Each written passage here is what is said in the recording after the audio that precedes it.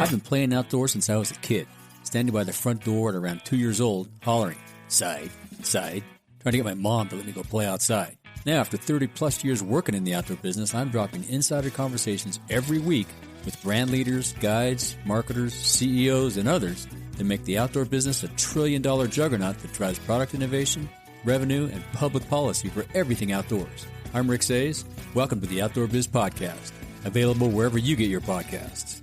If you like chocolate, which honestly might be a red flag if you don't, you have to try out Ritual Chocolate. Ritual Chocolate is my favorite chocolate brand by far, and I learned about them from spending a lot of time in Park City, Utah, where they're based nearby, and actually got to take my family to a chocolate tasting at their factory. And it changed the way we all think about and eat small batch chocolate. While I already had loved the bars, it opened up my world to the variety and depth of flavor profiles chocolate can have. I'm so excited to be sharing this with you all. Who Runs This Park listeners get 10% off their online purchases of Ritual Chocolate. Go to ritualchocolate.com, that's RITUAL chocolate.com, and use promo code WRTP for 10% off. You'll be thanking me later for this, I promise. And did I mention I'm obsessed with their packaging? It's so beautiful, so even just having the bars and opening them up is a treat. Get on it and order some chocolate. Okay, let's get back to the show. Welcome to Who Runs This Park, a podcast where you are invited into the hearts and stories of those who have committed their careers to the protection and preservation of our great national parks.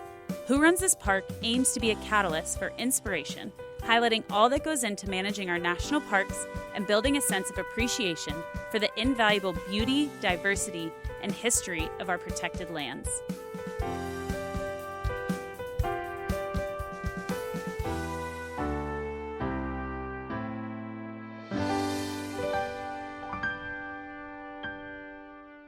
Today we have Ray McPadden, Western Arctic National Parklands Superintendent, which includes Kobuk Valley National Park, where we'll be spending most of our time today. Kobuk Valley National Park, up in northwestern Alaska, for me was especially fun to research, as I didn't know a ton before this, and I'm excited to uncover some of the stories from Ray's perspective.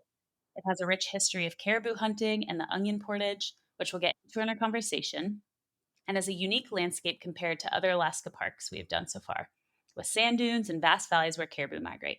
I'm especially honored to be chatting with Ray today, as he, before working for the Park Service, served in the military and earned a Purple Heart, 2 Bronze Stars, and a Medal for Valor during his combat tours, which included almost 2 years on the Afghan-Pakistani border during the height of the conflict. He has since transitioned into the Park Service and has been Superintendent of Kobuk Valley since April of 22. Oh, and not to mention he's an award-winning and best-selling author of 2 books stemming from his military experience. Ray's service to your country, both in the military and in the Park Service, is admirable and awe-inspiring, and I have a feeling we'll get a glimpse into his heart for adventure today. We have a ton to talk about and learn about, so let's jump in. Ray, welcome to Who Runs This Park. It's a joy to have you. Yeah, thanks for having me, Maddie, and thank you for the kind intro. Yeah, of course. What is one of the crazier situations you've dealt with as Kobuk Valley National Park Superintendent? Or I guess, shall I say, Western Arctic National Parkland Superintendent? The environment up here is quite severe. And so I think crazier situations involve fighting the elements. You'll get minus 60 temps here. You'll get wind speeds well above 65, 70 miles per hour. So even something like a routine, say, patrol on snow machine can get really scary really fast. And so I've been out before where you sort of can't see your arm in front of your face. Those are not situations. Yeah, those are not like situations we intentionally put ourselves in, right? We are very, very safety conscious here. The reality, though, is the environment. Things can kind of sneak up on you, and you can't anticipate all localized weather. So, navigating through blizzards, I think, is probably one of the scarier and more exciting things I've done in this region. Yeah. For folks who don't know, Ray lives up in Kotzebue, which is, I guess, an Alaska town close to, it's kind of where the headquarters for the Western Arctic Parklands are, correct? Yeah, correct. And we are not on the highway system in Alaska. And this is something that's pretty foreign, I think, for most Americans, the idea that there are huge swaths of a state that are not connected to anywhere else, right? So the only way in and out really is by planes. And there's just maybe 3 or 4 Alaskan parks where you're totally cut off from the road system.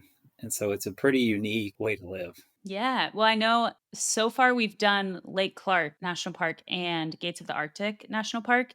Both of those you have to fly into, but the headquarters for those parks are in Anchorage and in Fairbanks, which are on the highway system.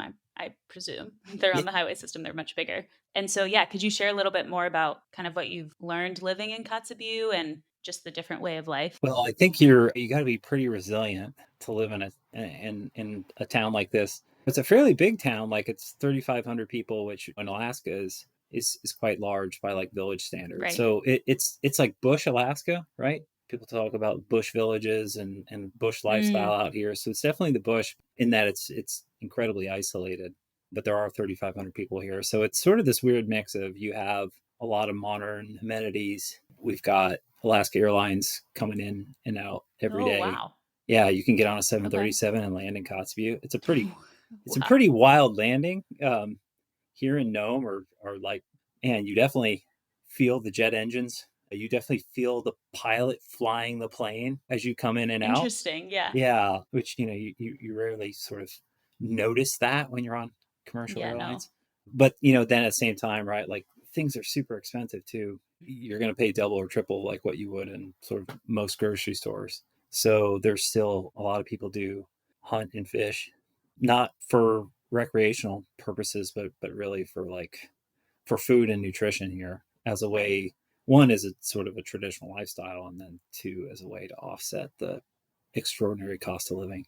So Yeah. those are some things that I just found interesting. Where like you'll see people just flying around town on snow machines or on four wheelers, and everybody's got a rifle strapped to them, and sort of a Wild West setting, or not sort of, very much a Wild West setting.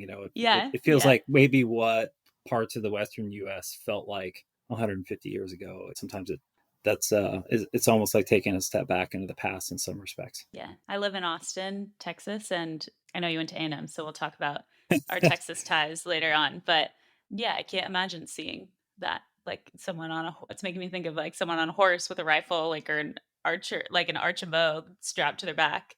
Yeah, Austin specifically has changed a lot over the last 10 or 15 years. So that seems even farther off than maybe it did before then. yeah. There, I grew up in rural Texas too, and thought it was like, man, we're country out here, right? But this is a whole different level of that, right? It's yeah. Again, nobody wears like seatbelts around town. People are wearing right, like if you have a car, you're kind of lucky. Most people are using four wheelers and machines, stuff like that, to get around. Right. Yeah, and boats, a lot of boating. Yeah, a lot of boating Oh, too. really? Is the life in Kotzebue very integrated on the water? Yeah, so it's essentially like an island, right? You're on this peninsula, and so in the summer, right, or the kind of the ice-free time of year, you're surrounded by the ocean, and we're in a kind of a protected area, like a sound, right? So a lot like a Hmm. bay for most people. I think know what a bay means. And yeah, so to get anywhere, you've got to get on a boat, or you can get in a plane, right? In the ice-free parts of the year, where you have open water essentially on three sides of you, and then you're right, and there's no road, there's no highways to go anywhere else, right? So you're going to jump in a boat, and that's how you're going to get around, or you jump in a plane, right? And so we for work we have those things, right? That's part of our operations, which is a lot of fun to talk about. But then on a personal side too, right? Like people, that's sort of where you're like, okay, I'm off for the weekend. What am I going to do? Okay, I'm going to get in a boat. I'm going to drive across this sort of a little bit of the ocean to get to this just Right. gigantic river, and then go up the river. Yeah. So it is very, very different, even from like places I've been overseas, right? Where like you're in Hmm. some countries very different from the United States, but still have these pretty extensive road systems and infrastructure. So it's very different Right. here. Can you share a little bit about kind of, you'd mentioned the planes and boats from a work perspective? What is that like getting in and out of the different parks that you manage? And how often are you going into the parks? We try to go like weekly or bi-weekly into the field, Right. right? Like I do see us really and truly as like a field station, not just as a sort of an administrative office. And we are in the field, for much of the year, like December, January, you're not doing much, right? It is dark, it is cold. Truly cannot imagine. So that's the time of year where we kind of say, hey, everybody, people are on leave and traveling, and right, it's sort of Yeah. um, going to sunnier places Yeah, maybe. absolutely. And there's sort of a big exodus out of Alaska every December, January to like Palm Yeah. Springs, Las Vegas, Hawaii. I only made it to Anchorage last year, but that was nice. Yeah, so we were using boats, planes, and snow machines to move around, to do patrols, to do research, to contact visitors.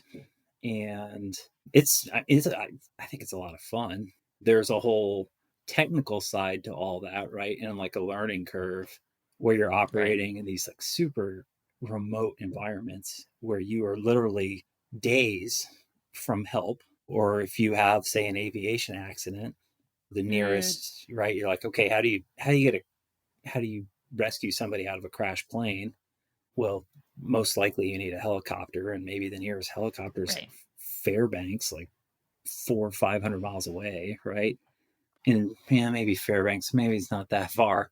Anchorage is like almost 600 miles, but Fairbanks is maybe like 300 in reality. So that's, I mean, those are some of the logistical things you're dealing with and thinking about with your operations. So I think we're very careful about what we're doing. Right. We've made huge investments in just having nice boats, nice reliable snow Right. machines, good aircraft that are in great condition. We all feel good about flying in, and we invest heavily in just training, right, and like building up like Right. crawl, walk, run, to where people are, they're competent operators when you get out there. And we don't ever like to feel like we're taking unnecessary risk. Yeah. So is that because I actually haven't thought about this before of at parks maybe in the lower 48, if you're a park ranger, you're not necessarily going to be tasked with driving a boat or flying a plane or all of these things. Are the park rangers the ones doing those things and trained to do those things? Or who are the people like operating the boats, operating the planes, operating the snowmobiles, stuff like that? Yeah,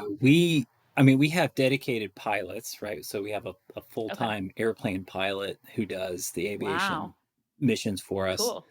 And then Alaska, we also have ranger pilots, which is fairly unique, right? We have a commissioned law enforcement officer who can enforce federal regs and law, and then also are like qualified pilots, and then the other, Oh, wow. so we call them dual function positions, but right, it's like you can fly, your sort of law enforcement rangers can actually get out and fly around, and like that's how they do their patrols, right? So instead of you're driving around in your car, maybe doing traffic enforcement, right, which is a very common Right. thing if you work in like any of the parks where like most of your visitors are coming in the roads, on the road system out here. Yeah, you have things like ranger pilots or even biologist pilots, although there's not a whole lot of them, Really? where that's how they kind of get around. That's how they do research, right? So Something I've never thought of, but I'm curious about all of a sudden yeah, is if I was a pilot, like if I had my own plane, could I just fly into a national park or do you need a permit to yeah. land? No, you can. Yeah, private Huh. planes can come into Kobuk Valley, and this is like one of the modes of access is you can fly a private plane into Kobuk Valley and actually land in the sand dunes with your private plane. What? You can land in the sand dunes. So That's cool. there's a couple little landing strips out there. You gotta know where they are. There's not something we're like drawing a big target on, just Right. because what you would call, like in the aviation jargon, off airport landings, right? Hmm. An off airport landing is not like a simple thing, right? To land in sand or tundra or, I would imagine not. right? As I'm Yeah. not a pilot to clarify, but but I would imagine that's more difficult. Yeah, so so like that whole, and there's a very like romantic notion of this, of like bush pilots in Alaska, like people, men and women flying these little small planes when Right. and landing on a lake or landing on a river, or like landing in tundra. Like it's a very real thing for us that we're doing kind of week in, week out, either with our own Yeah. pilots, Park Service pilots, or maybe other agency pilots. We tend to share quite a bit. And then there's like Mm. vendors here too that we work with, right? That are kind of like they've got their own companies and we contract with them for Right. services. So that's pretty Right. cool. And then for everybody else, right? Like we all get trained we have our own training programs on like boat and snow machine operations. And every park kind of has its own, like, or parks that have kind of their own unique things, like whether it's they've got horses or they've got a mountaineering program or Right. or aviation programs, right? You tend to have some internal capacity to like train people on that. And so my philosophy and strategy has been just everybody needs to be able to operate in the field, right? From the Right. superintendent to the seasonal maintenance employee, as everybody should, you know, have some competencies. Maybe you're not going to be great at Right. everything, but at least you have some tools you can use to move around. Yeah, that makes sense. Can you share a little bit about, just to set the scene for folks, because we've talked about like some of the remoteness, but kind of the main differences between the park sites that make up the Western Arctic National Parklands and kind of how you view managing them? Yeah, I think the one thing is just the scale is to me is like pretty incredible. I mean, this is some of the stuff that Yeah. got me excited and like motivated and applied for the job, and Right. it's a pleasure to do it, right? Is the scale is amazing. 9 million acres. So the 3 park units that I manage are 9 million acres. So Okay. like a little smaller than like the country of Switzerland. Wow. You know, certainly bigger than some states like in say the northeastern US. Right. So it's a vast area. It's completely or largely undeveloped. No roads connecting different places. And then to me is pretty amazing about is we're protecting like entire ecosystems, right? Like an Hmm. entire watershed for a huge river, right? Rivers that have the volume and scale of say like the Missouri River in the United States, you know, or even the Colorado River in the United States, depending on where you Right. are on it, right? So these absolutely gigantic watersheds, and it's all sort of protected, right? Right. So that for me was pretty amazing. And then the other thing, right, is and this is a big deal in a lot of the Alaskan parks is the subsistence use. That was for me was Hmm. kind of new and fairly unique to Alaska. And then not even all the parks in Alaska have like the bigger subsistence use happening. And so you've got people out on the landscape. They're like hunting for food, fishing for food, right? Trying to fill the freezer. Yeah. And so Wow. that's something that ends up being pretty time intensive in a region where there's Costco is 550 miles away, right? And if you're walking into the little grocery stores in town, which we do have, but you know, again, you can expect to pay like $12 for a gallon of milk if they have it, right? Wow. Oh It may my or not even gosh. be on the shelf. So managing the subsistence use and then just negotiating just how like truly important it is to people, right? Where it's like everybody gets sort of tangled up in controversial or more high profile things, I think in the bigger, you know, Right. Western parks. But like here, I think the stakes are incredibly high in that, right? Like it's you're managing use and that use involves, right, people's survival, not just like Right. their their vacation time. So Yeah. that for me makes it really interesting, Maddie. And is subsistence use allowed on all three on Yeah. all parts of the Western Arctic Yeah. parklands? Each of the three Okay. units allows for subsistence. And then like the one thing that is an incredibly important distinction is no attack is a national preserve. And a national Okay. preserve, very intentional language and title, it allows for sport hunting, right? And sport hunting is right, not is more of like what you would see in a lot of the United States where somebody's going out and hunting an animal for the experience, Oh, and interesting. probably there's going to be taxidermy involved on the back end, and you know Right. maybe a head on the wall. And I sport hunted throughout my life, and I find Yeah. it highly enjoyable. So that use is allowed in no attack.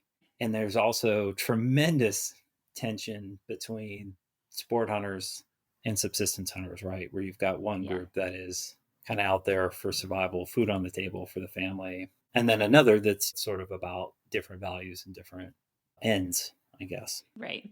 And so the No Attack National Preserve is the only one where sport hunting is allowed, but then subsistence is enabled throughout like Kobuk Yeah. Valley, Cape Cruisenstern, stuff like that. Yeah, yeah. So all three allow for Okay. subsistence. Yeah, local I people see. essentially can go out and subsist off the land in the three units, and then sport Cool. hunters can use no attack for very specific things. What are people usually, if you're a sport hunter, what's like a popular famous or not famous, like a Hmm. popular thing for sport hunters to hunt? The big prize out here was caribou, and then bear, like grizzly bear, was probably next in terms of popularity, and then moose too. People come out for moose. Um, Okay. People aren't really hunting like wolves. You can, but it's not Do really. people eat bear? I don't know if that's a silly question, but I've eaten moose before and I've eaten caribou, I think. But I You don't can eat think, bear. I'm not a fan. yeah. I I'm don't know not. if I It's would I be don't either. find it particularly good, but yes, some people do. I'd say it's probably not the most desirable food, even for like Yeah. subsistence users, like people who've grown up out here. That's like probably Yeah. not the top thing most people are seeking. Yeah. But caribou and moose, I think, are quite good, right? Like they're very Yeah. Yeah, I desirable. really liked moose actually. I had it in Sweden because it's, Yeah, similar, yeah. I don't know, latitude. Yeah. It's like Uh you're up pretty far north, right? Like moose and yeah. caribou are these from these northern parts of the world, and yeah, moose is fantastic. Yeah, it's I know, I incredibly was good. Yeah, shocked. yeah, and a lot of people And like we I. were Go ahead, Maddie. Yeah, Oh, I was just gonna say we were up in like the northern part of Sweden. So it's interesting when I look at pictures of like Kobuk Valley, it actually makes me think of where I was in the north of Sweden because it's these huge glacier carved valleys and like lots of water. I don't know, like kind of like marshland almost. yeah. But yeah, that's where I had the moose. Yeah, there's a lot of like parallels with the Scandinavian countries and the northern like reaches of Alaska, right? And technically we're all Hmm. kind of Arctic. Although here tends to be a little more severe just because of bigger climatic Yeah. things. But I think yeah, moose is highly desirable. Most people who haven't had moose before like take to it pretty quickly. Like Hmm. and I won't get into the whole like maybe the science of that of taste buds and all that, but I think Yeah. that it's sort of like it's not that far off from like beef in terms of the taste. So a lot of Yeah. people who grew up eating like just hamburgers and steaks and stuff like that, like moose just doesn't feel that different. Whereas caribou and like deer and some of the other animals that are sort of also game animals, some of that stuff is definitely different, right? Like you taste, and you're like, Yeah. okay, it's not even. It's hard to say. Well, that tastes like chicken, or that tastes like right. Like it's like, Yeah. well, No. that's its own thing, right? I'm Yeah. I You're like, oh, really this is a felt, new category. yeah, yeah. But I think caribou is fantastic as well, and like with most things you're cooking, you get better at it with Right. practice, and that you Of eat it course. Yeah. from somebody who was born and raised in the landscape out here, native Alaskan Inupiaq from here, and they've got it real dialed in, and it's phenomenal. Yeah. Whereas the Yeah. first time I cooked it, I'm not sure I did a very good job, and uh, You're like, I don't know if I'm representing this to the best way it can be. so the meats are great. We've got the salmon as well. Oh You my know, gosh. a lot, Yeah, I didn't lot of even think about salmon. that. Yeah, and that's like right we're Uh, a coastal area, and so you've got them ocean salmon, right? And then they'll run up the rivers, and so people get them in the rivers, people right. get them in the ocean. So that's a pretty big deal too. Yeah. I had read that your love for Alaska actually started when you attended mountaineering school, I believe when you were in the military. Mm-hmm. Can you share a little bit about, I guess, mountaineering school, and then we'll backtrack a little bit and just kind of talk about your time Mm-hmm. serving in the Army and then circle back to Kobuk Valley?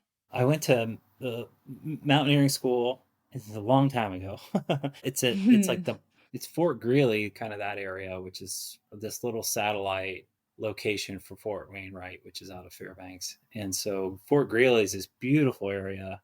It's in the mountains, way out in the mountains, and we just kind of lived outside for like a few weeks, right? And did Wow. road work and mountaineering and climbing and river crossings and all this really amazing stuff. And that was my first time in Alaska, and it was just totally like blew me away, right? It was one of those places that didn't feel, it felt surreal the entire time, right? It's just Yeah. like felt like you were in a movie set. And so that was like my first experience here, and just like watching moose and bears just roaming free, right? Like wandering through our camp. And yeah, I just, again, as a young guy from like South Texas, like I just hadn't really had an experience like that before. Feel like I have a framework or I'm learning as I'm interviewing more at Alaska parks. I'm building a bit more of a framework, but I haven't experienced a lot of it. And it's just, yeah, I don't think I can even like fathom the intensity of some of the mountain ranges and the like way that, because I've been on some backpacking trips and felt very humbled by nature, but I think it's a whole nother level in Yeah. Alaska. Yeah, and like the suck factor can be pretty high too, right? Yeah, Like it's there's for a lot of people there's the that's idea of funny. Alaska and then there's Right, like of some of the course. realities of it and just I mean just mosquitoes alone, right, can totally ruin an experience. And I think I've got PTSD from some of my ventures with mosquitoes, right? Where you just like you hear the buzz even after Oh my God. long after the buzz is like still, in your head. You're It like still, rings. yeah, your ears ring for like a week after you're done with the field. You get the mosquito buzz in your ear. When there's a lot of marsh, right? Like it's a place where there's a lot of snow and right, so it's wet a lot and moving around can be incredibly tiring on foot. That experience in the mountains though was fun in that we were like up high. We were up high the whole Yeah. time, and so as anywhere you went, you were going up and down a hill. But you get up high, you get the breezes, and you're not. It drains a little better. So like I remember that like the mosquitoes weren't really that bad, and then coming here to Northwest Alaska was the first time like I was like, oh my gosh, like this is the real deal, like you will Yeah, we're not playing literally, around yeah, you over would like here. you can literally be like hospitalized for blood loss if you're Are you if you serious? take no precautions. I don't know, probably not, but well, yeah, I mean, I think some of that stuff's real. It drives animal behavior for sure. Like we get back into caribou here in a little bit. It drives like mosquitoes and bugs like drive their behavior. It affects where they go, Wow. when they go there, the way they group up, and even this is true everywhere, right? In that there's, if you get into other areas in the lower 48, where like animals die of stress from just like bugs and mosquitoes, right? So it's a very Mm-hmm. real thing. But here we've got bug suits and bug shirts and bug nets, and it's manageable, right? It's manageable. There's Yeah. no reason to go out and get lit up. But I think, oh, just last thing I'll say is like I got when I was in the army and like in ranger school, I got really freaked out by like 100% DEET. DEET, it's Yeah. the mosquito The like bug repellent, and spray. Yeah. it's very like DEET is this highly toxic chemical, and it'll like melt your watch, right? It'll melt Oh my rubber God. and just it'll like make your clothes. It'll like eat your clothes if you got on your neck and your neck's rubbing on your shirt's rubbing on your neck all day.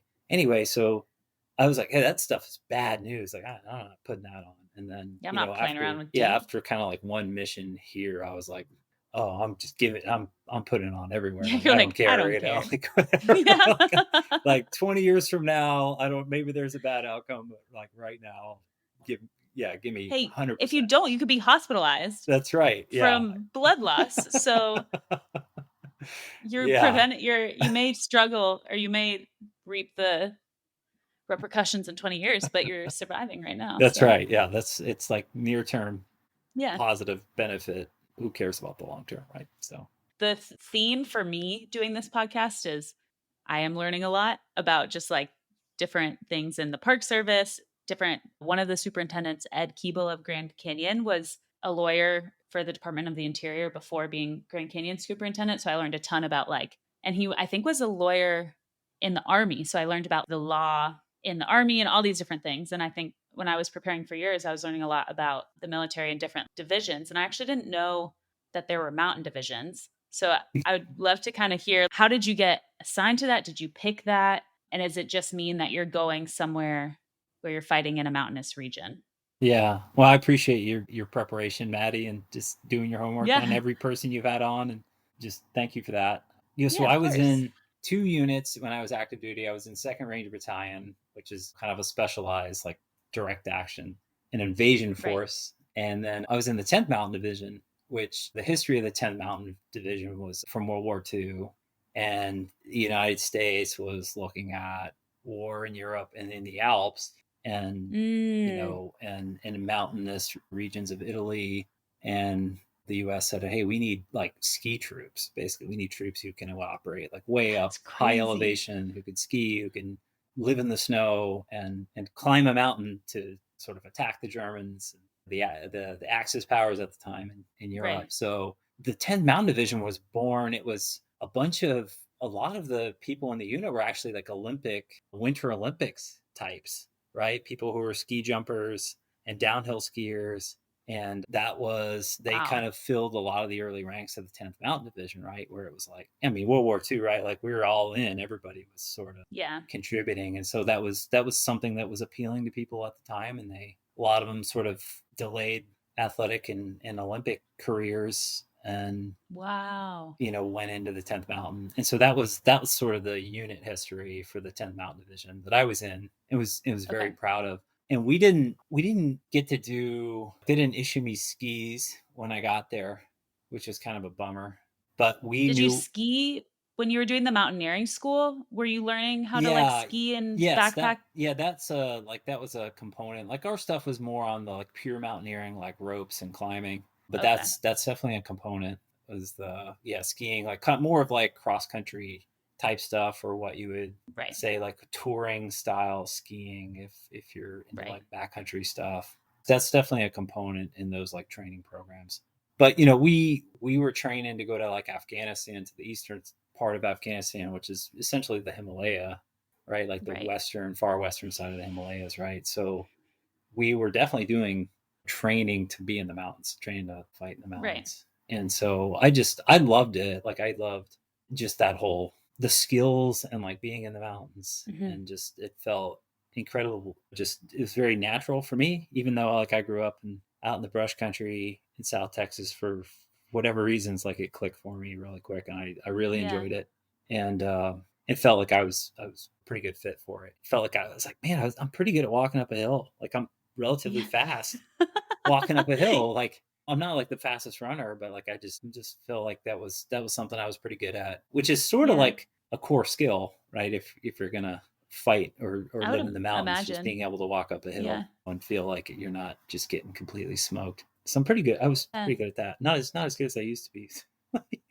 And then I love Yeah, I skiing. would I imagine. love skiing. We didn't really get to like ski in Afghanistan, but we did use a lot of the mountaineering skill.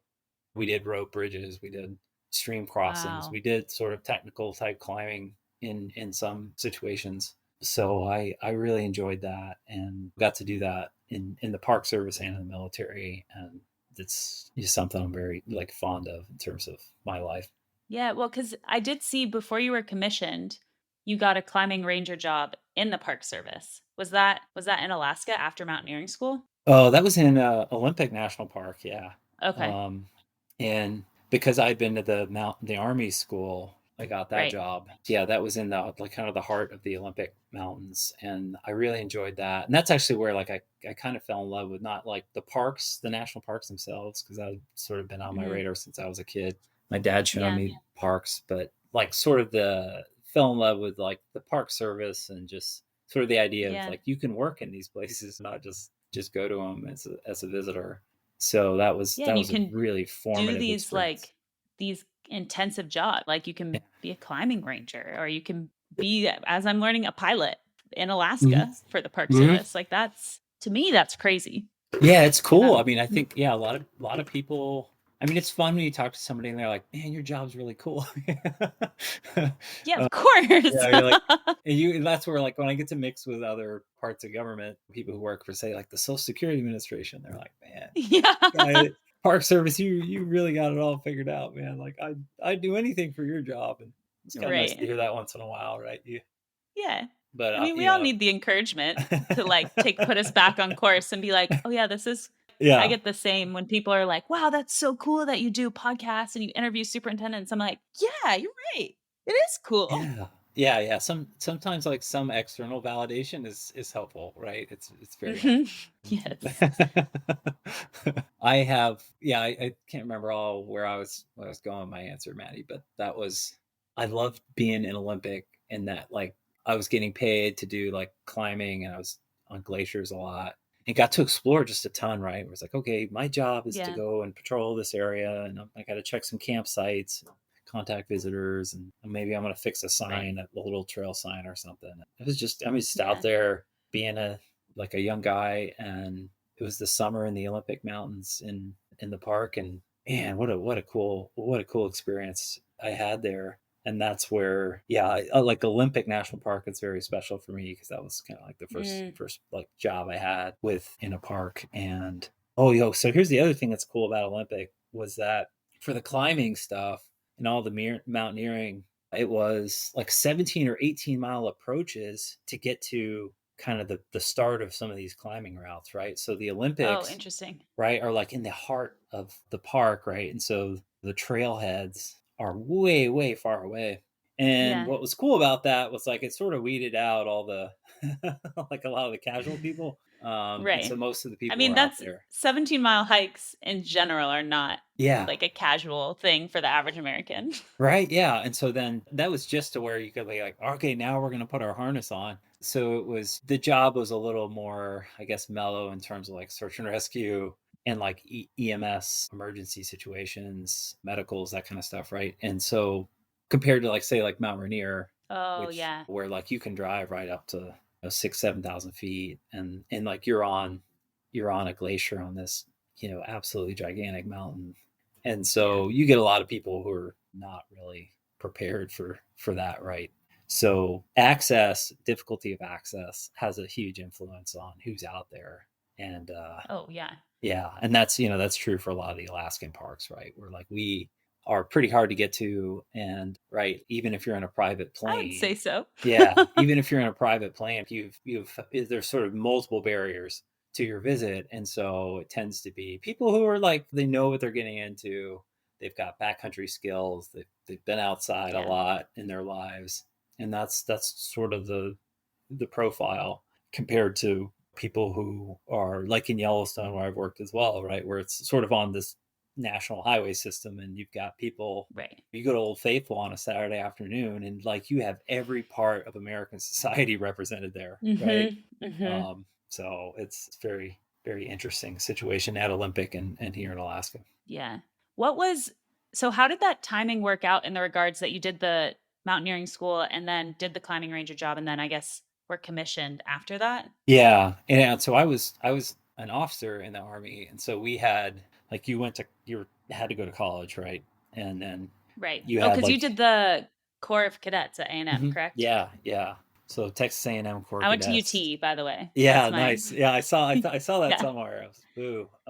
Although I don't even know that we're Yeah. like rivals anymore. Like A&M left the Big 12, and it was like, oh, Mm, A&M and UT don't even play anymore. And I was like, at that like just my like whole sense of tradition shattered there, where it was like, or maybe they do. I don't know. well, no, they didn't, but then UT this year is joining the SEC, and so it'll be the first year A&M and UT play each other again. And so it is weird Oh, because, like, when I was in yeah, oh, okay, it'll be that's cool. crazy. But, like, when I was in college, we didn't play each other, and so it is this weird, like, it feels like a rival, but, like, OU was a more prevalent rival for us. Yeah, it'll be interesting to see how it goes this year. Yeah. Well, that's it. Thanks for filling me in. I get it's easy to Yeah, I got you. lose track of what's happening out here in the bush, right? Yeah. So you went to Oh, university right. and Yeah. then I did mountaineering was school. yeah, and so like you're on college schedules and you had breaks in summer and then it was like you're encouraged to do internships and find kind of working credits, that kind of thing. So I had Right. a chance to kind of do both, was like getting ready for a commission into the army and then also had opportunities to have, sort of jobs. And so Oh, so you did the mountaineering school while you were in while college. while a cadet, it was like, and it was super Wow. competitive. It's cool that I got in. It was like Yeah, a that's school that was amazing. like hard to get, right? Yeah. And even if you're active duty, it's like hard to get it. And yeah, for some reason, like A&M was a big enough military program where we're like once in a while we'd get like these cool slots for schools, and then everybody would like compete Yeah. like who got to go. And so anyway, I got mountaineering school, and it was like I remember Wow. our like instructor was like, "Don't f it up, right? Like you got to Yeah, pass. you're Like like, you will pass. Like you're representing the school and the program." yeah, you have the A&M slot. Like Yeah, you cannot put our yeah, name to shame. exactly. Yeah, yeah. So there's a lot of pressure when you show up and you're like a cadet in those schools, and you're there with some like. I remember I was with a guy who was like in operation. He was an NCO, non-commissioned officer, like a sergeant type, who was in Operation Anaconda, which was like one of the first big fights in Afghanistan after 9/11, and it's like really messy too. Like Wow. yes, yeah, the Taliban kind of like in Al Qaeda like sort of got the drop on us initially, and I was in a school with like people like that, right? It's like you're actually like with these real like combat, like people who were combat veterans from like the Yeah. initial, push into Afghanistan. And so it was, man, that was really had a big impact, I think, in terms of, it was pretty cool to see people like that. We're like, it's this guy's like a hero, Yeah. Oh my and that was, gosh. And then right. it, That was early on, right, Maddie, where like not that many people had like been into the wars yet. And then as like when I was in, yeah, it was sort of lots of people were deploying, and if you were in the army or in the Marines or at that time, like chances are you were getting deployed to Iraq or getting, Afghanistan, right? If you were in for wow. more than a couple of years. And so there was, yeah, but early on, right, the people who had been part of the fight was like, it was a pretty special thing. Yeah. And then I now maybe like people that were part of that whole like 2005 to 2010, like anywhere in that first like decade where the wars were like really going. Now I think maybe even like people who are in now like look at us as like, wow, they Yeah. were really like part of the fight, right? Where things have kind of they're sort of wound down in a big way for the U.S. military, at least. Yeah. So Just some context where I was coming from is I listened to your combat stories interview, which I'll plug to people listening to this because I thought it was really like I learned a lot and I was so young during that time. And so it was a very educational thing for me to realize how intense it was, like how intense, because like you said, it's tampered down a little bit. And yeah, like, so I think that intensity, I almost candidly didn't know yeah, about as much. And so it was yeah. really educational for me. And yeah, I definitely am the perspective of like being like, wow, y'all are heroes. Like not even a question. Yeah, no, it's cool. I mean, it was cool to be like everybody who does a job wants to like really do the job, right? Like if you're say Right. in sports, you don't want to like ride the bench, you want to play, you want to start, Yeah. right? And Yeah. same for like me in the military. I was like, well, I want to go fight. Yeah. 9/11 had a huge impact on like my life. Like I was young, 18, 19 when that happened, and I mean that propelled me into a war. So it feels good, all the politics and whatever the end game ended up being around all that stuff, right? Like it was, for me, it was special to get to go sort of really be in the fight when I was in the military. That was very special for me. Where like a lot of people went through, we were kind of peacetime army, right? And Mm-hmm. you trained. Maybe you're in for 20 years, and all you did was train, right? Like the people who were in military service between Vietnam and the what we call the GWOT era, right? Like global war on terrorism, right? Where you just throw in a whole lot going on. So it was cool Yeah. to be part of something and to really like get to go do your job. And I And mean, you did like the mountaineering school, ranger school, tracking school. I even heard like a mule school, like all these, like you said, trainings. And so then you were able to utilize that knowledge. And like you said, it sounds like you have a real affinity for being in the mountains. And so then even more so, we're able to use that skill set that you were like also maybe naturally given and it was refined. I thought the setting and the environment in Afghanistan in particular, having gone there twice, like it's a beautiful place. The Himalaya and the Hindu Kush range was just this extraordinary beauty, like absolutely Yeah. savage like terrain. Nothing really quite I like mean, it I in can't the imagine, U.S. honestly. Yeah, or like fighting at say like 14,000 feet, or to even 10,000 feet. Like those kind of situations are it's not normal, and No. yeah, like the U.S. equivalent would be like fighting on top of, I don't know, Mount Rainier. Yeah, or uh, like you know, the top of Telluride. right? Yeah, And yeah, like it's exactly. just Yeah, like our yeah, references of that are like yeah. the top of these ski resorts. Yeah, yeah, and it's like that's actually a setting for, a battle. And yeah, I mean, so just it's, of course it's scary as hell. Also, like you can't help but be like, wow, it's pretty beautiful up here. And Hmm. you'll see pretty wild stuff too, see snow leopards, and Oh there's, my God, I didn't even think about uh that. there's like gem mines, some pretty extraordinary gemstones come from that part of the Wow. world. And so there's like a whole rawness to it that you can't help but be a little bit swept away by. Yeah. And yeah, so Iraq is not quite as beautiful, I think, in terms of Yeah. the Did you, aesthetic. because you did 4 different tours, correct? Yeah, 4. Yeah, two in Afghanistan and then 2 in Iraq. Okay. And what led you to transition, I guess, into the Park Service? Well, I think it was the job in Olympic where I was like, I really wanted to come back to the Park Service. And I saw like Hmm. military service as like something I wanted to do from a very young age. And not necessarily something I want to do forever. Yeah.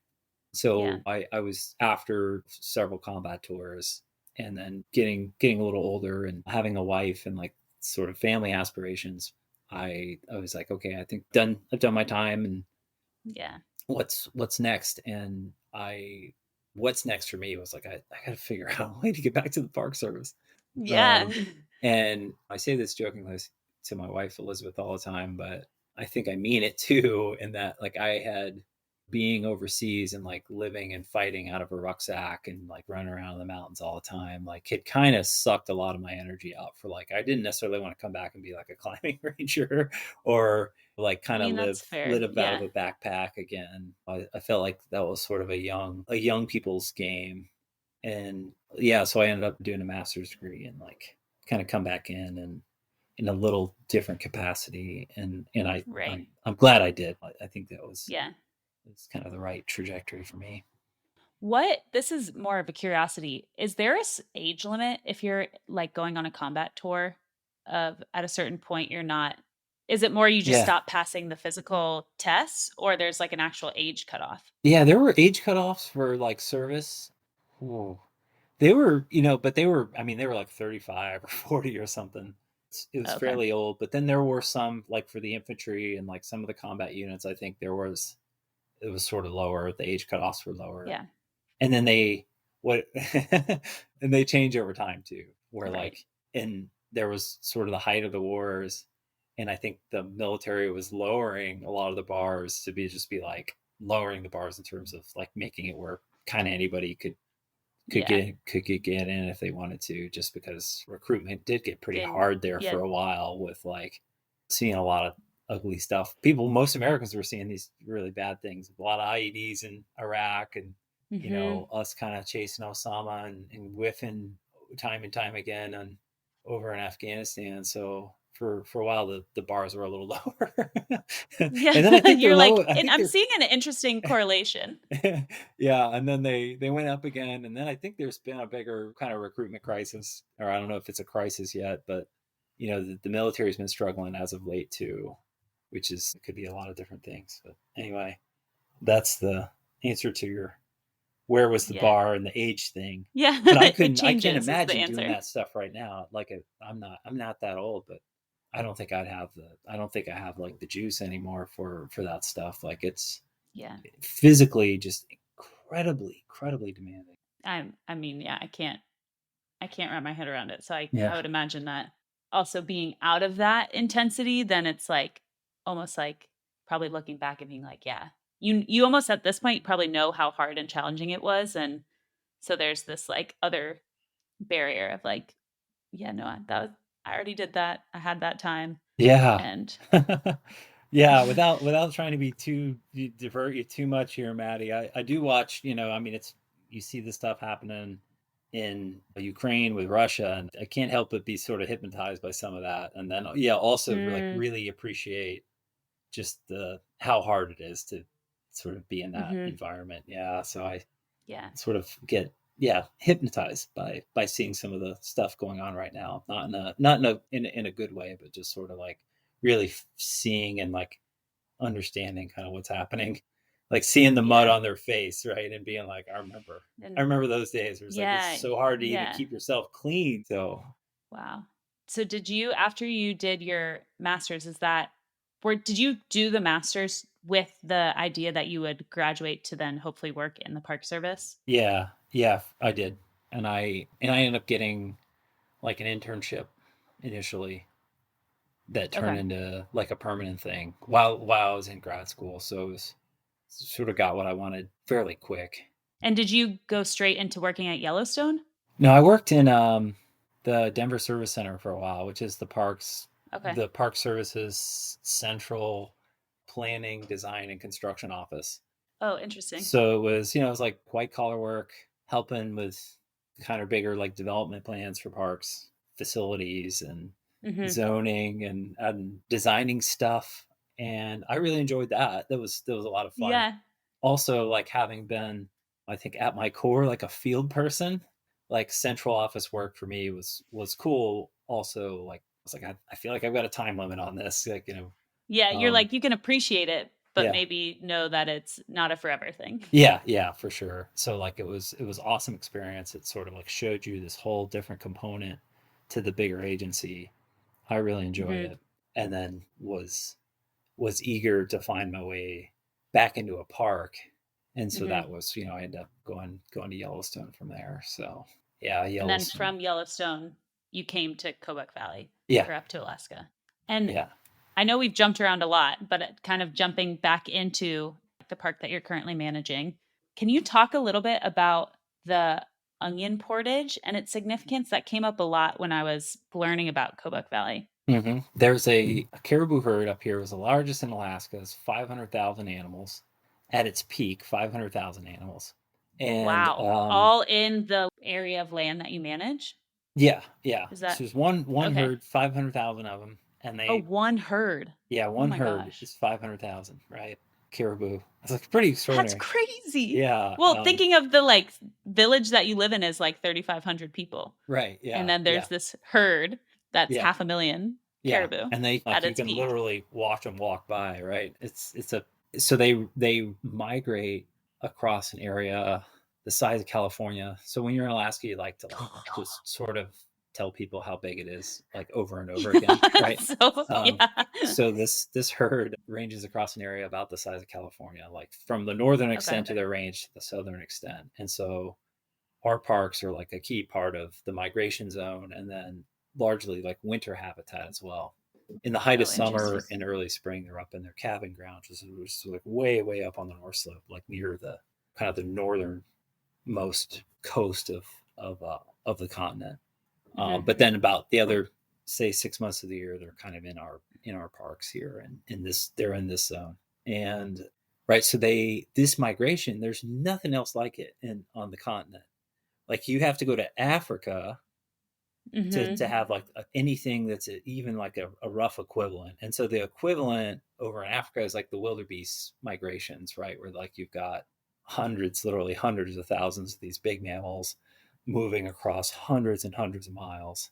And then like everything along the way is sort of dialed in, like all the ecosystem around it is like dialed into them, right? Like they are the central Oh, wow. driver of what's happening, right? And that's where you get like if you watch a Nat Geo show, they got like the Yeah. big crocodiles that are in the rivers just waiting for them, and they've been waiting, and they're kind of all timed, and they know they're coming.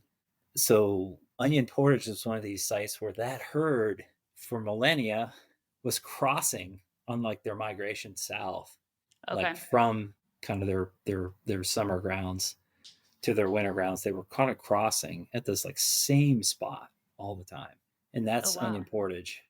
How big is And this spot? it's maybe really like a mile or so. Yeah, Okay. So, about a like, it's mile. pretty compared to them migrating the size of California. It's a very small part that they're like always passing through. Yeah, yeah, exactly. Like you think about that, and yeah, on the scale of California, if you could actually pinpoint this giant biological event to like essentially a 1 Yeah. square mile choke point, if you will, it's baffling that they sort of keep coming back through here, this Yeah. location. And so the Inupiaq, right, the native Alaskans who were here before all of us, and who this is their homeland, right? And today they figured that out, right? And so they'd show up every year, right? Kind of late summer as they were Hmm. migrating and hunt, and they would hunt them there, right? And so Mm. there's this really profound archaeological record dating back, 11,000 years, 12,000 years, depending on the study, just showing, right, like essentially caribou hunting at this spot for thousands and thousands of years. People kind of doing the same thing that they're doing today, although with different technology, different equipment, Right. dating back all that time. So it's a pretty incredible location. One, in terms of like the ecological value, right, that this particular area has for this migration. And then also for like the human history of, right, like people having figured out this clockwork, right, and then been sort of dependent on this clockwork for a very long time. So it's really neat. It's powerful to be there. People still hunt there. You'll still see boats going out. Now, without trying to sound too doom and gloom, the migrations have changed significantly. We think climate's probably driving a lot of that. Like warming climate is having a profound effect here in Alaska, the northern parts in particular. We call it Arctic amplification. And the idea is the Arctic regions, by virtue of just the way the Earth works and the way energy circulates around the Earth, are warming 3 or 4 times faster than the rest of the world, right? So like we're, if you want to say like the canary in the coal mine for a lot of like what does sort of warming climate really mean? So it's thrown a whole bunch of ecosystem stuff off here. And one of the things that's changed is that migration. The timing of that migration now is much later than it used to be, right? It used to be like clockwork. It was probably this week or two in early September, and now you might see late October, even in November, when that actually happens. So it's changed quite a bit in terms of when it's happening, and then they're not necessarily even like crossing there in the numbers that they used to. And caribou are like, I mean, we got 500,000 of them, right? They're not all taking the exact same way, right? But the migration has changed. They're not going. They're still using onion portage, but it's much later, and some things are more dispersed. But also, like the rule is like caribou kind of go wherever the hell they want, right? So it's not that it just year to year there's quite a bit of variability. That's not like necessarily a new thing.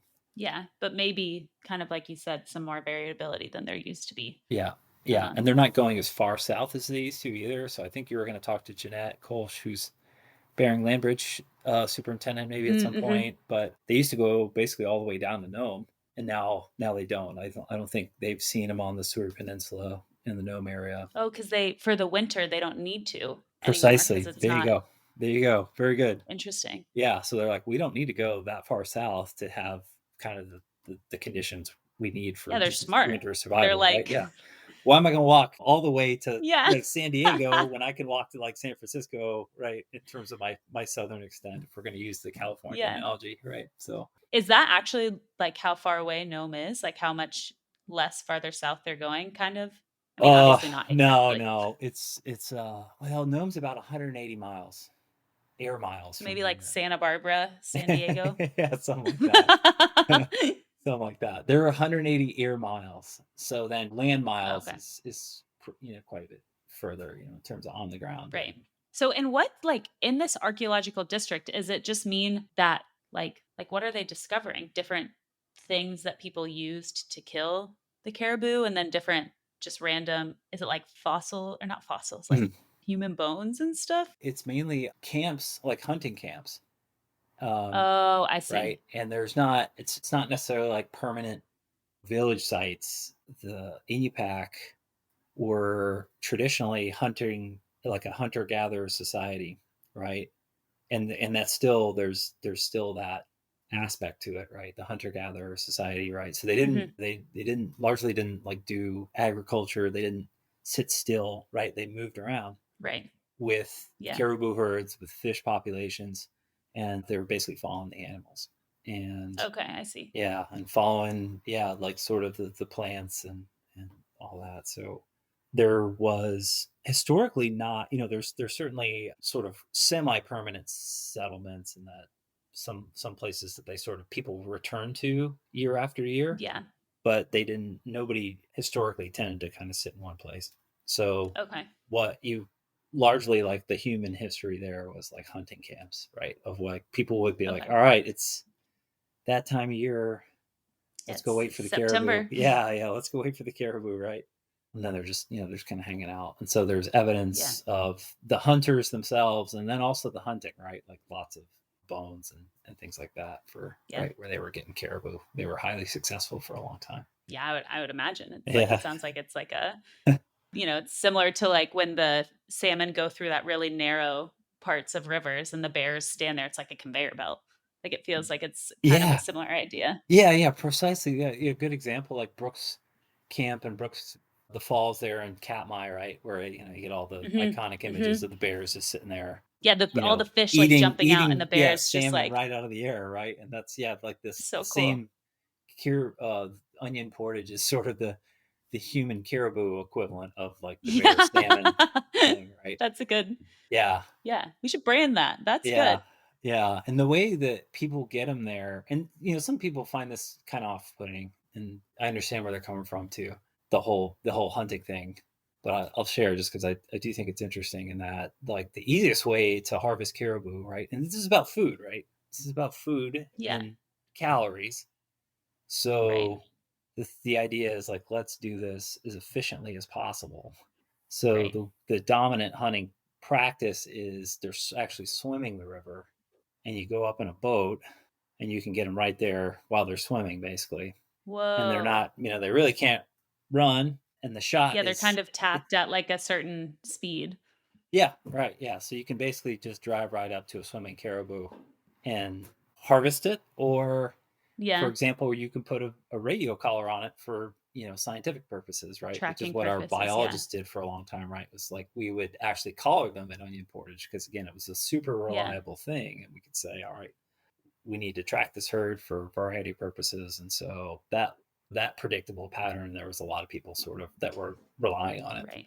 Switching a little bit to the folks that come to Kobuk Valley and the surrounding areas, what's usually the draw for them? What type of recreation are they doing? Stuff like that. I think the main one is sightseeing at the dunes, the Great Kobuk Sand Okay. Dunes. So, it's about 25 square miles, a huge, huge complex of dunes. And Hmm. that's the single most popular destination for like outside visitors, people coming from a long way. And then kind of the next one is, probably river floats, like floating and fishing Okay. on the rivers. Yeah. Yeah, that seems, if I'm remembering correctly, at Gates of the Arctic, that seems like a common one too. And primarily because there's no like actual trails. So it's going via river is the easiest Yeah. Oh, to yeah. get around. Oh yes, yeah, it certainly is. Like trying to walk, just like bushwhack through the Brooks Range. This is Hmm. you're not going to get very Yeah. far, right? So yeah, the rivers are the You'll be highways. attacked by mosquitoes Yeah, and your progress will be slow, is what it sounds like. yeah, absolutely. And you will certainly encounter a grizzly bear. Oh, So the Park Service, the local people, the visitors, the most efficient way to get around is on the rivers just themselves. via water. Yeah, Yeah, that's cool. We're kind of coming close to our time. So I have yeah. one more question and then a question that I just wrap things up with always. But are there any like initiatives or projects that you're particularly excited about for the Western Arctic National Parklands? Well, this is, I mean, we're doing some really interesting research. I'm not going to talk about that one. The one thing I want to highlight is housing for us. It's not glamorous, Yeah. but it's massively Yeah. important. Yeah, like we're in a pretty isolated place. It's hard to live here. You got to be Hmm. really resilient. And I put a tremendous amount of energy into securing, new housing for our team. And that's not just, new construction, but also really overhauling like the housing that we had. And Right. so that's what I'm excited about, Maddie. It feels good to take care of people. I think it's important in terms of like Yeah, absolutely. just longevity and mental health and morale here, that people have Hmm. nice housing. The first experience I had as a Park Service employee in housing was, gosh, it was a little mouse infested bunkhouse in Oh, Olympic. no. I had a uh, apartment that was mouse infested in New York and yeah. I have no interest to live in another mouse infested house. Yeah, and it was probably from like early 70s, the construction, or even the 60s, and oh boy, it shouldn't suck to work in a park, Yeah. right? No, it shouldn't. Yeah. So housing is immensely important to me. Yeah. And are all park employees for the Western Arctic National Parklands, do they all live in Kotzebue or does anyone live closer into the parks? Yeah, we've done kind of off and on. We'd hired folks out of villages. We have some staff that are, I guess, remote, where they're in Anchorage or Fairbanks. We are constrained by housing, and so some folks are in other places, or like maybe us and Gates of the Arctic like share some staff, right, where we're both kind of paying into a Mm, position. So there's some other arrangements, but on the whole, everybody's in Kotzebue. Like your kind of core workforce is in Kotzebue, Manny. Okay. How long does it take for you to get into the park via either boat or plane? Quickest distance is about a half hour out to Cape Cruisenstern Okay. across the water when the water's Like stable-ish. navigable. Yeah, they're not sort of crazy wind and waves. So about a half hour, and then like to get to Onion Portage by boat, you're talking about maybe 8 to 10 hours, depending on who's driving the Really? boat. In a boat on a snow machine, Onion Portage is probably about the same, like 6 to 8 hours on a snow machine, and then What? yeah, like the upper reaches of the no attack. I mean, you're talking 2 days, maybe or more to get there on a snow machine. Yeah, I'd say two But do full people days. do that? Like, do they take a snow machine and kind of camp along the way? It's pretty rare. What most people do on the upper no attack, they'll float the river. Like you can start at basically the headwaters and gates of the Arctic, and you can literally. And I think like I wanted to say this before we wrapped, right? But like Yeah. you can literally float a river in a wilderness environment for 3 weeks or more. There's just nowhere else you can do that. I think in Three our weeks? yeah, you can float a river for 3 weeks, right, and just So, not but see another person. when you're saying float, I don't envision that it's this like when I hear float the river, I'm thinking very casual. Obviously not inner tubes, but is it pretty calm rapids or how intense is it? No, it's not too bad. The upper sections are like mountainous, right, where there are rapids, depending on where you start. But on the whole, it is actually quite mellow. And then again, Okay. you'll get sections where if it's runoff and kind of there's a lot of water that year that it can get more intense. But the no attack itself is not a technically difficult river, other than Okay. again some of the starting points that are like well into the mountains. I guess there's some stuff out there, but on the whole, they're not super complex like whitewater rivers. Yeah, Yeah. at least the big one, right? Like no attack isn't, but like some of the tributary streams have class 3 and 4 rapids depending on the Okay. time of year. So it just sort of depends on And where you're going. But I would say like the showcase experience for us, which is doing the no attack from Gates of the Arctic all the way to say no attack village or like the Kotzebue Sound, doing 350 plus miles of river in wow. literally weeks on a river, right? Like that's not technically a super difficult float. It's just that you're almost on another planet in terms of the isolation. Yeah. And is the idea that you're like you are paddling downstream and then take your boat off the side and camp on the shore and then get back in the next day? And I would envision people can like fish and some days catch food Yeah, to eat, maybe. that's very common. Yeah, that you fish along the way. You can hunt along the way too, and Wow. but the fishing along the way is more common. But people Right. will essentially get dropped off in an aircraft and then like float the whole thing, and yeah, they'll do some fishing and maybe some extra supply drops along the way. You might even Okay. have to have a right, like depending on how many people are in the party and how comfortable you want to be, you might even say, okay, on day 15 or day 10, a plane's going to come to this point and drop some more stuff for Right. us. So Drop. Yeah. yeah, it just sort of depends on the tolerance of the people and like how much stuff they want to have. But do you guys have challenges with like, because I know a lot of the other Alaska parks, like sometimes a plane can't land because of weather or something like that. Is that as common there or is it a little bit more calm? Oh, no, it's highly likely that Yeah. the aircraft that you won't go when you think you're going to go, and that you won't get picked up when you think you're going to get picked up. Oh my gosh. Pack a little Ah, extra. Yeah, pack a little yeah. extra. Oh my goodness. Well, a way I like to close out the interview is, and this might be, we might have kind of answered this already, but what is something you wish everyone knew about Kobuk Valley National Park and the greater Western Arctic parklands, regardless if they have or haven't been? I think I'm going to go back to like that no attack answer, like the idea that you have an entire ecosystem that's protected and you can float a river for literally weeks and not see development, Yeah, that's insane, actually, Yeah, as I think about it more, because I'm yeah, thinking about like the Mississippi River and like all of the civilization you would see yeah. along the way if you were to float it. Yeah, yeah, absolutely. Or even like like the Grand Canyon, people floating Hmm. on the Colorado sections of the Colorado. But even then, like you might have some pretty interesting sections, but you're talking maybe a few days at the most, and Yeah, development maximum. development really all along the way, right? So Wow. it's a pretty special and it's kind of for the hardcore, Yeah, I don't think anyone listening to this will be like, oh, this sounds easy. I mean, we started with you could be maybe hospitalized from mosquitoes.